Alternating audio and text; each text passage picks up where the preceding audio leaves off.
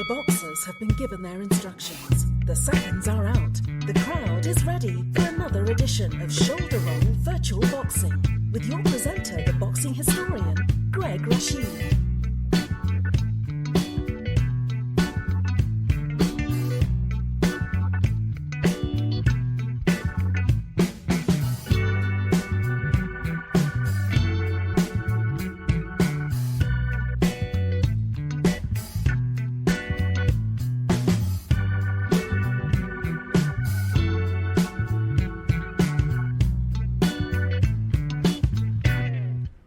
What a crop to everyone out there. This is Greg Rashid with another edition of the Shoulder Roll Virtual Boxing Podcast.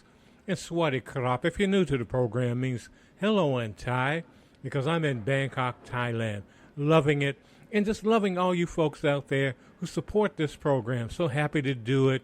Just so happy that so many folks have joined in the family here, like our Red Sox fan, one of our first Patreon. And you can become a Patreon today, too. Just go to patreon.com, look for Ringside Fantasy Fights in News, and become a Patreon. You know, $1 a month, whatever you can do, just to keep us going, to keep this equipment up to date, improve some things here so we can give you the best possible shows possible.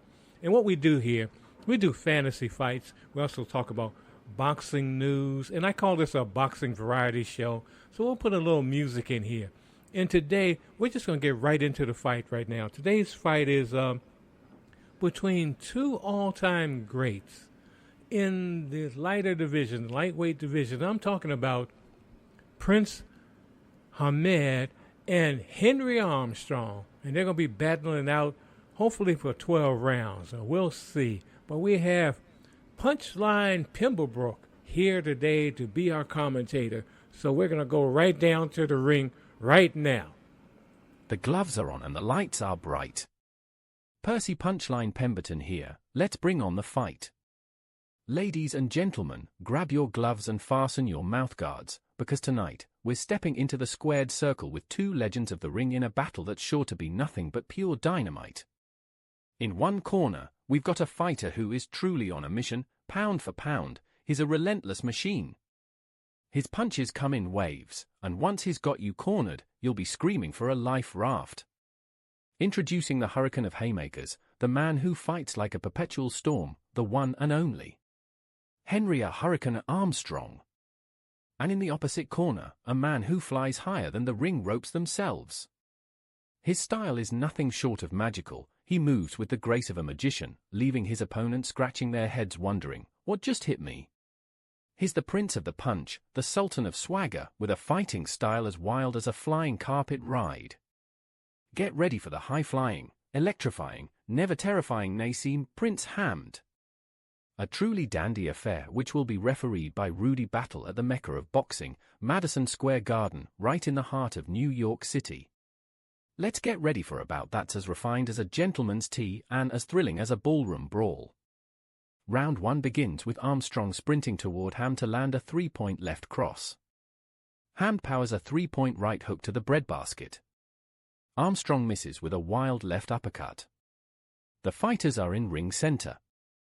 Hamed lands a 3-point right cross, then misses a left cross. Armstrong counters with a 3-point left hook. Hamed lands a partially blocked combination for 1 point. Hamed misses with a right jab. Hamed then proceeds to land a solid 4-point right cross. Hamed follows with a leaping left uppercut for 5 points that sends Armstrong into the far ropes. Hamed moves in to land a 4-point right uppercut that nearly floors Armstrong. Armstrong backpedals away from Hamed. Hamed is stalking his prey, trying to cut off the ring. He traps Armstrong in the neutral corner and lands a 3-point left cross and 3-point right uppercut. Armstrong clinches and spins Hamed into the ropes as the bell ends round 1. Hamed's unorthodox style of fighting is confusing Armstrong. It is like trying to kick a soccer ball, wearing scuba diving gear. Again, Armstrong starts the match like a house of fire to land a 3-point left jab. Armstrong throws a windmill right for 5 points that cause Hamed to turn completely around. Hamed appears to be hurt, but you never know with this clown of the squared circle. Hamed clinches before Armstrong can deliver another shot. Hamed attempts to life Armstrong off the ground. Referee battle admonishes to cease with the funny stuff. Armstrong lands a 2-point left cross and a combination for 4 points. Armstrong lands a 2-point left cross and 5-point combination. Hamed almost goes down and is knocked into the far ropes. Armstrong lands a 2-point combination and then a brick-laden left uppercut for 5 points. Hamed's left knee almost touched the mat. How he didn't go down is beyond me. Armstrong tore into Hamed in the second. Hamed did not have an opportunity to connect with one punch. That man Armstrong is pure dominance. Hamed clinches at ring center to begin round 3. Breaking the clinch, Hamed lands a 2-point right uppercut. Hamed lands a partially blocked left hook for 1 point. Armstrong lands a 2-point left jab. Armstrong is moving about the ring, trying to establish position. Armstrong has cut off the ring and pinned Hamed on the far ropes. Armstrong lands a 4-point right cross that snaps Hamed's head back. Hamed bends over and is hit by an Armstrong rabbit punch. Referee battle admonishes him for rabbit punching. Hamed lands a 3-point left cross. Armstrong lands his own 5-point left cross that almost knocks Hamed down. Armstrong misses with a second left cross. Hamed counters with a 5-point right cross that almost separated Armstrong's head from his body. The round ends before Hamed can land a decisive blow. The heavy artillery coming from both these mighty mites would floor someone twice their size. Armstrong lands a 2-point left hook and 2-point right cross to begin round 4. The precision of those punches were like the components of a Rolex watch. The blows have caused Hamed to have a torn lip. That is not a pretty sight. Armstrong misses with a follow-up right uppercut. Hamed misses with a counter left uppercut and right hook. Hamed scores with a 3-point combination. Armstrong lands a 4-point left hook to the stomach. Hamed winced from that shot.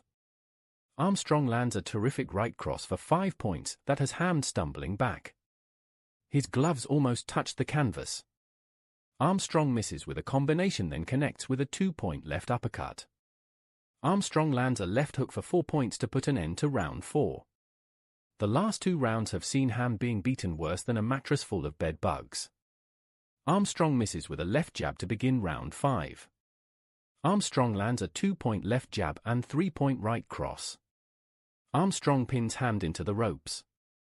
He scores a devastating left hook for 5 points that sends Hamed sliding around the ropes. Armstrong misses with a combination and left jab. Hamed's defense, if you call it that, is to jerk around in awkward positions that leave him open for Armstrong's punches. Armstrong lands a 2-point right cross and a 2-point left cross. Armstrong misses a right hook but scores a 3-point right uppercut. Hamed lands a 2-point right cross. He has finally landed a blow in this round. For a minute I thought Hamed was allergic to punching. That shot has enraged Armstrong as he fires off a monstrous overhand right for 5 points that causes Hamed's right knee to almost touch the mat just the bell ends the round.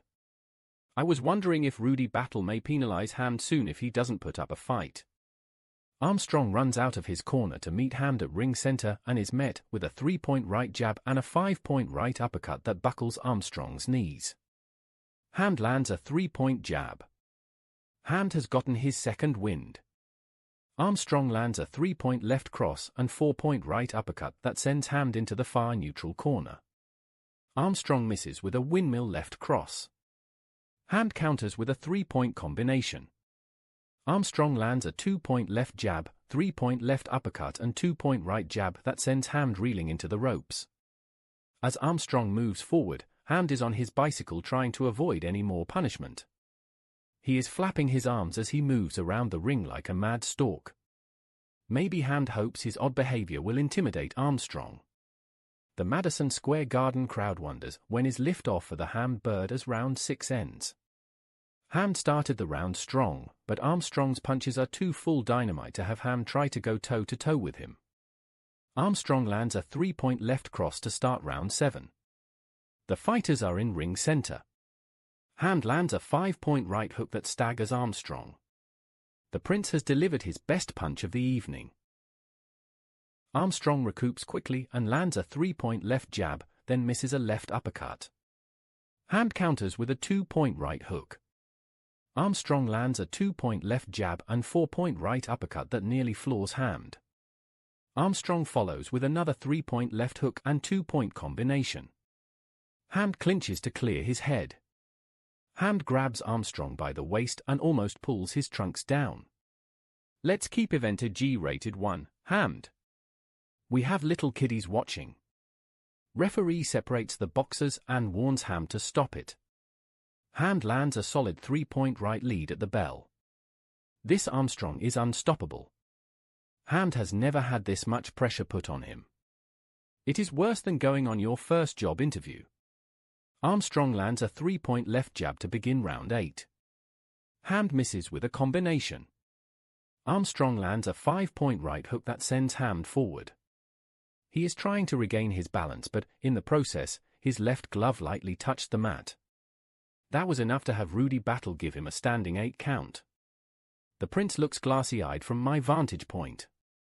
Armstrong lands a 2-point left and a crushing twisting 5-point left uppercut that knocks Hamed down. That blow opened the torn lower lip Hamed suffered earlier in this fight. At the count of 9, Hamed stands up, but he looks wobbly. Armstrong steps toward Hamed and is met by a 2-point right jab. Armstrong lands a 2-point left hook, misses a right uppercut, then delivers a nuclear-laced 5-point left hook that knocks Hamed to the canvas. Hamed quickly jumps up at the count of 2. Signaling that he is fine, Hamed faces Armstrong, missing a right jab. Armstrong sends His Highness to the floor again with a 5-point left uppercut. The 3 knockdown rule is in effect in New York City, so Hamed can call it a day. Henry Armstrong delivered a right hand that sent Prince Naseem Hamed flying like he'd just missed his magic carpet. One moment Naseem was dancing, the next he was seeing more stars than a night out in Hollywood. Armstrong hit him so hard, you'd think he was trying to punch him into next week, and by the looks of it, Naseem might just land there. The prince was dethroned with a shot so fierce, even his corner was ready to start wearing crowns in his honor. A knockout fit for a royal, courtesy of Armstrong's relentless reign. There will be no cartwheels and backflips for Hamed today. At 2:13 of round 8, your winner by KO is Henry Armstrong. I will now return you to our Bangkok studio. The gloves are off and so am I, a Percy Punchline Pemberton here, signing off until next time. Hope you enjoyed that fight, Armstrong beating Prince Hamed. I know that Percy kept saying Hamed. We got to talk to him about that. But the whole thing is to have fun, and I hope you enjoyed that. And like I always say, I can put these fights in thousands of times, and it doesn't. It'll be 50-50 who wins, who loses. But it's all about fun, all about having a good time. And I know you're a boxing fan, so you always are imagining fights. Muhammad Ali versus Mike Tyson. You're always doing that. And that's what we do in this program. And I have to say that was simulated today by Title Bout Boxing 2 PC game created by Jim Trunza. Great game, great guy, Jim Trunza. Send your prayers out to him and his family right now. They're struggling with some health issues. But he's, has a great game. If you haven't got it yet, please check it out. Check it out. They also have a card game and also the PC game, but check that out. But right now we're going to get into a little boxing news, and this is Edie, and she'll tell us the latest of what's going on in the world of boxing.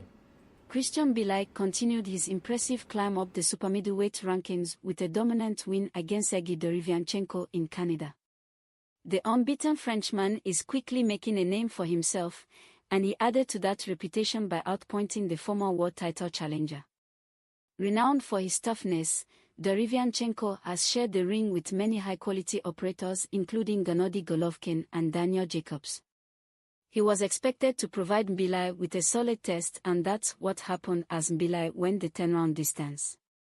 With a world title shot almost certain to arrive imminently from Belay, going the distance against the durable Ukrainian will prepare for him for bigger tests.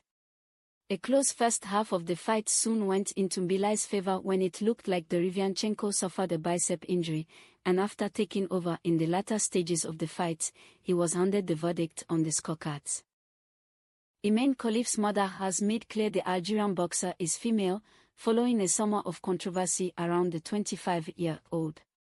Khalif, who reached the quarterfinals at the Tokyo Olympic Games before winning gold in Paris, was at the center of a storm in relation to an alleged failure of gender test at an International Boxing Association-run event. The IBA administered previous Olympic boxing tournaments, but had been stripped of that honor in 2019 amid issues in the areas of finance, governance, ethics, and refereeing and judging. The International Olympic Committee confirmed Khalif and Taiwanese boxer Lin Yuting, also alleged to have failed an IBA test, were eligible to compete in Paris. Lin won gold in the 57 kg weight class, with Khalif victorious at 66 kg. Khalif has begun legal action over cyber harassment in relation to social media comments during her Olympic run, saying she was hurt by the treatment she received.